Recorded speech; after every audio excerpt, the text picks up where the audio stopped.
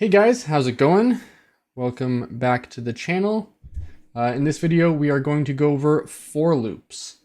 For loops are, well, similar to while loops, but you don't have to track things as much, which is pretty nice. They're pretty handy. They're often used more than while loops in like actual programs, at least that I've encountered. So yeah, they actually just make like looping over lists and things like that super simple. So let's jump into it. Boop. Sweet, here we are. So let's start off by making a list, and we'll do that by just calling it my list, and we will give it a bunch of values. So now we are going to write our first for loop. So let's just write a for loop that's going to print everything in this list. I am going to just write it all, and then I'll kind of go over it.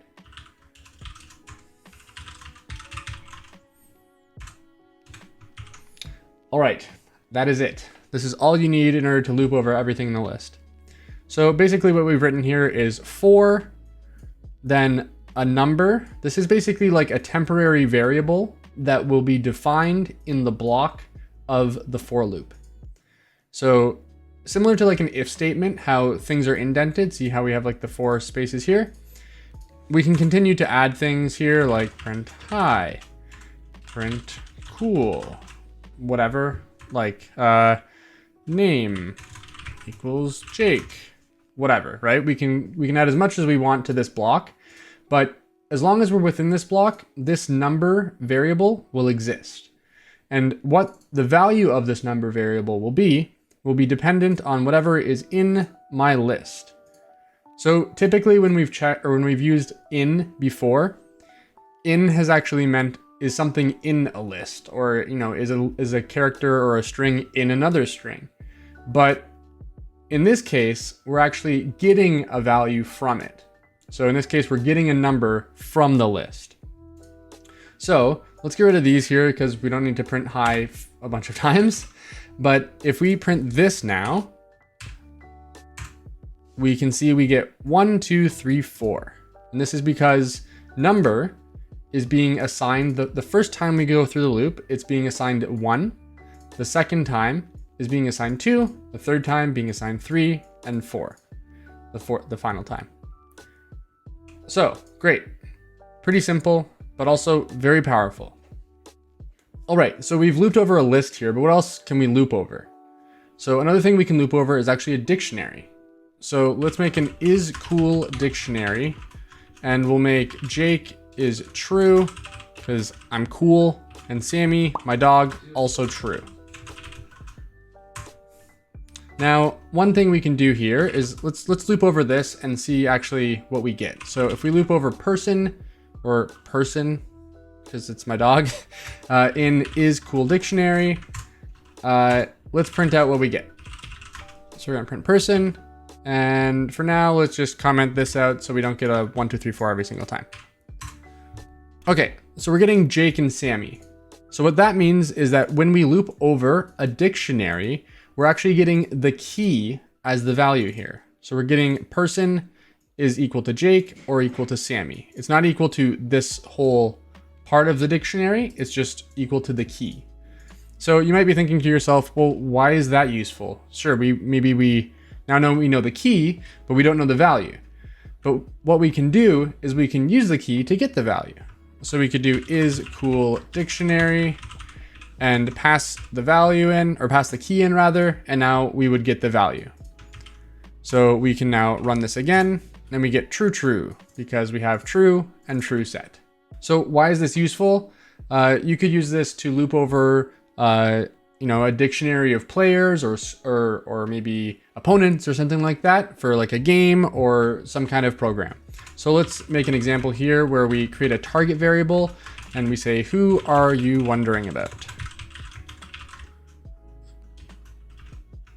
Okay, and then let's update our for loop here to add an if statement within it and say if the target equals person, right? Because our person name is the key. Then we will, let's just say we're going to print, we'll print the target. How about that? Okay, so let's run our file here. Who are we wondering about? Let's say we're wondering about Sammy. Okay, we printed out Sammy. The reason we printed out Sammy is because we looped over everybody in our dictionary, myself and Sammy, and we found that one of those is the person we're actually targeting here. So we're printing the target. So now we could say if is cool dictionary target, which is equal to person in this case. You could use either or at this point because we know they're the same. Then we're gonna print target is cool. And then else we'll print target is cool. Because we don't really know that person maybe, but we'll just assume that they're cool. Okay, so let's run again. We're wondering about Sammy. Sammy is cool. Now let's run it again and say, what about Fred? Oh, we didn't get anything.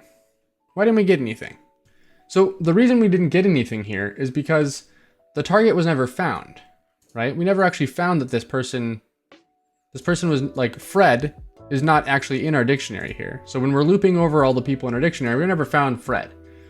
So we never got into this if statement here.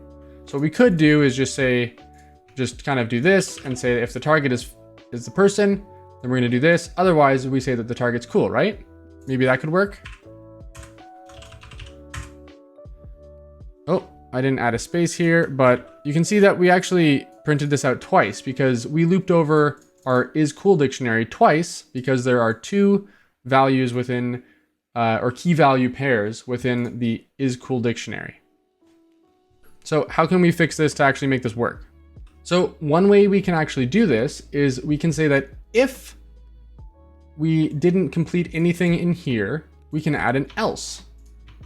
Maybe this will work. So let's run this here and let's enter Fred again.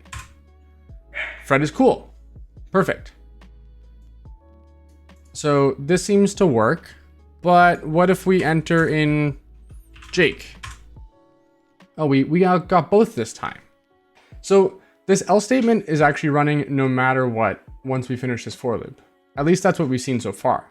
But one way to make sure that the else statement doesn't actually run is if we use a keyword called break. So we can add a keyword here called break. What break will do is actually stop the loop of a for loop or even a while loop. So what break basically means is that if target equals person and if is cool dictionary of target is true, then we will print the target is cool and we will break, meaning we will stop looping over this. So say we had like 10,000 people in this dictionary here. As soon as we reached one where target is that person, then we would get into here and assuming that this was true, then we would break. But if we break, we won't actually run whatever's in this else statement here. If we don't break, then we will run it. So let's see what happens here. If we type in Jake, we get Jake is cool because target equals person. This if statement is true because this is true. And then we print target is cool and then we break. But we didn't print the else statement because we hit the break line. Now, if we type in Fred, we get Fred is cool in quotes because we never found that the target equaled the person, meaning we're going to hit the else block and more so meaning we never hit break, which resulted in the else block being run. Another really quick thing, if you want to maybe print out a list of, 1 to 100, you can actually just do this really quickly by saying for num in range of 0 to 100 and print num. And if we go ahead and do this, I'm going to comment all this out so that I don't have to input anything. Then we can run and we can see range again. This type of function here, it's not inclusive, so it only goes to 99. But if you let me scroll up all the way here, we can see we started at 0. So if we really wanted this, we would have to say 101 here. And if we run again, we get to 100. All right, that's about it for the for loop. There's so many things you can do with for loops and while loops. Loops are kind of very important when it comes to programming. So hopefully this made sense to you. And if it didn't, please leave a comment down below and I will be sure to make it make more sense if I can. I really appreciate you watching the video. And if you like the video or you ate an apple today, hit the like button. It would really help out the channel. Anytime we get more likes, then it means the fancy YouTube algorithm may show the video to more people. So that's the goal, to try and get more people interested in programming and learning about it, because hopefully from what you've seen here, it's actually not that hard, at least to get into it. If you want to be notified for more videos coming out, I'm going to, again, keep posting as often as I can here. Then please consider subscribing. It's free, and yeah, also helps out the channel. So that's it for today.